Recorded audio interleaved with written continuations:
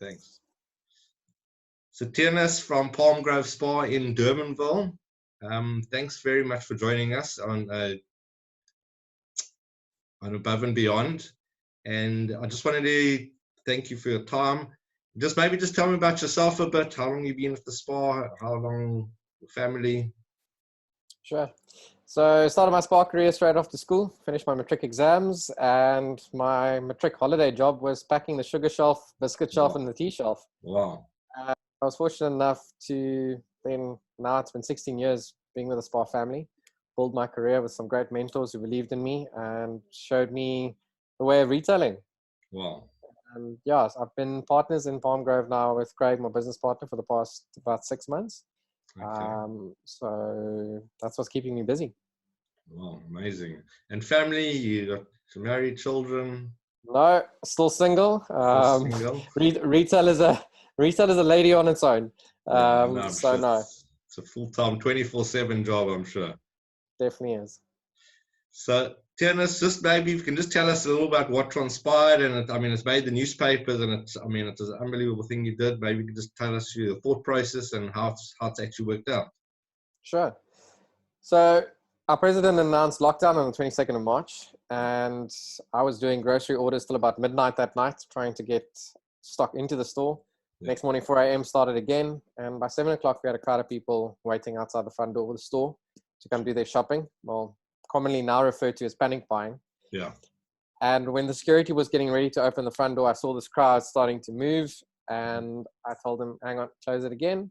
I went outside and I said to the guys, number one, thank you very much for choosing us to do your shopping today. And number two, our store's stocked. We're ready to serve you. Please take it easy. We're in for some difficult times ahead, but just remember that together we will get through this. Yeah. Didn't think much of the statement at the time. 20 minutes later, one of the gentlemen finished his shopping, came up to me and said, I just want to tell you that statement gave me hope. Together we will get through it. And that's kind of become our mantra through this past couple of weeks. Mm-hmm. And when the time came for us to welcome our neighbors back into our little shopping center, it was a case of me and my partner saying, how do we help them? What is it that we can do? We've had the opportunity to trade during the past couple of weeks where they didn't have that at all. And from there, the decision to support Hein in the stationery store by closing our stationery section in our store, and Werner and his team at Rockamama's, we decided to close our burger section and the frozen section and encourage our customers to actually go and support them now when they needed it the most. And from there, this has just mushroomed into an amazing initiative, which a lot of people are wanting to get behind now, and just re-looking at things differently in terms of how we can support each other, support our community during these times. Fantastic. And how's it? It's been 3 days now that it's been since Thursday? Yes. It's all a bit of a blur, but yeah, I think it's about the last 3 days. I posted it late at night and it just took off. All of a sudden it was being shared far and wide. Amazing. And it's been quite interesting. Special. Amazing. One small act of kindness can really change the world. I think the biggest thing from this is realizing that we're all in these times, we're wanting hope. And the message that we put out there was a message of hope, a message of community, a message of caring. And I think that's why it's resonated with so many people. Yeah, that is amazing. Theunis, just 1 or 2 more questions. I just want to ask you, I know you've been busy, you probably just come home from a long day at work. Not home yet. Not home yet. Sorry. This queuing system, I see some shops have got queues, some don't. I drove past, I was fortunate, I was on Thursday, I was out by near Checkers head office and I drove past and there was a queue maybe 2,000 deep. It was just unbelievably crazy. I thought, what's the point of this? Because guys were back to back, there's no social distancing. So it just seemed a bit ridiculous. What is your opinion and what we all knew as business as usual has become business unusual. Yeah. We've been tasked with trying to slow down the spread of this pandemic within our retail stores. And we've had to put a lot of processes and procedures in place. Social distancing being one of the key ways of slowing down the spread. And I have to say, I agree with the way that it has been requested from us as retail stores to limit the amount of people into our stores. Outside of stores, some stores are getting it right better than others. I think in your stores where the lockdown is taken a lot more seriously, in certain suburbs, it's been a lot easier to manage your customers, where in some of our other stores who are known to have a lot more foot traffic, it's been definitely a lot more tricky and difficult, where you've got queues outside of the stores, outside of the centers in some cases. Yeah. And yes, our authorities have had their hands full, our stores have had their hands full in trying to manage it. But for where we are right now, I think it's going to be with us for the foreseeable couple of weeks.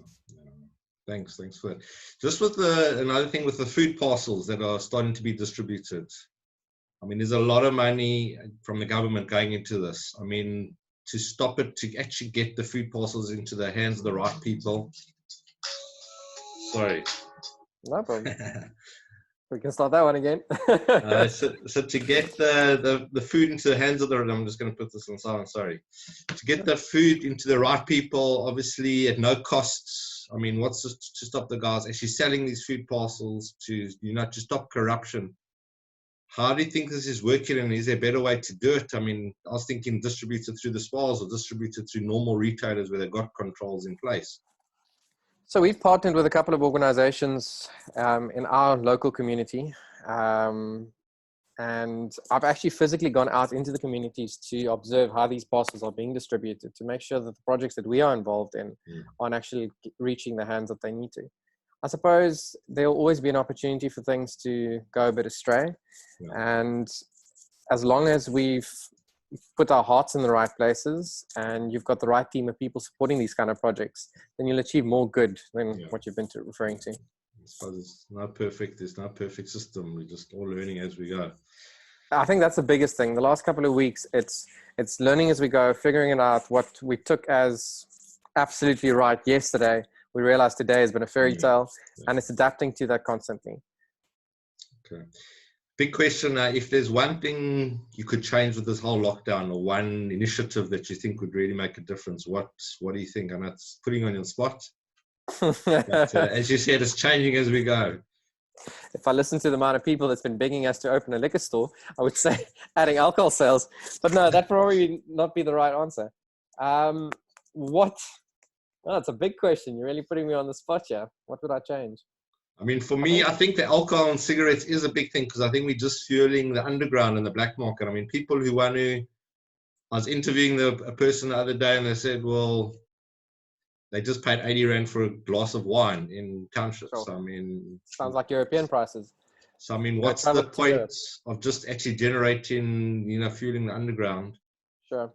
I think our government has been tasked with putting laws in place, which they evaluate as being the best for us. I think some of them needs to be reevaluated as time goes by. I think for us, particularly our hot foods departments, where we're able to sell finished products to our customers, is something which I would have liked to see remain open. And if there's one thing I would ask for, it would definitely be that. The hot food, so people who can't prepare, If you look at essential workers, you've got your police, you've got your doctors, nurses. After a long shift, now having to go home, especially a lot of those guys living by themselves, where they would be a big part of our customer base coming in for those products, they now no longer can do that. And these are the guys that in these times we are currently in need to be nourished so they can do their jobs properly and not have another hurdle to have to overcome. Thanks.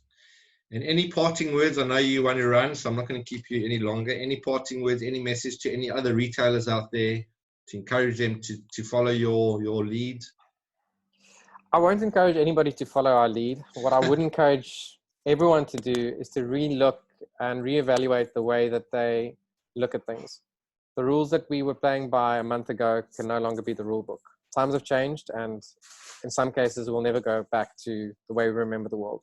Relook at how you can make a difference in your immediate sphere, and keep fighting the brave fight of looking out for each other.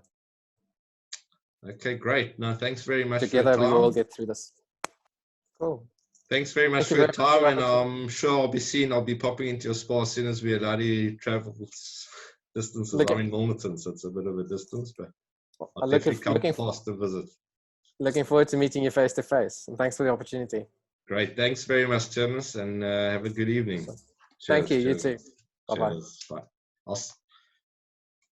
Bye. Stop.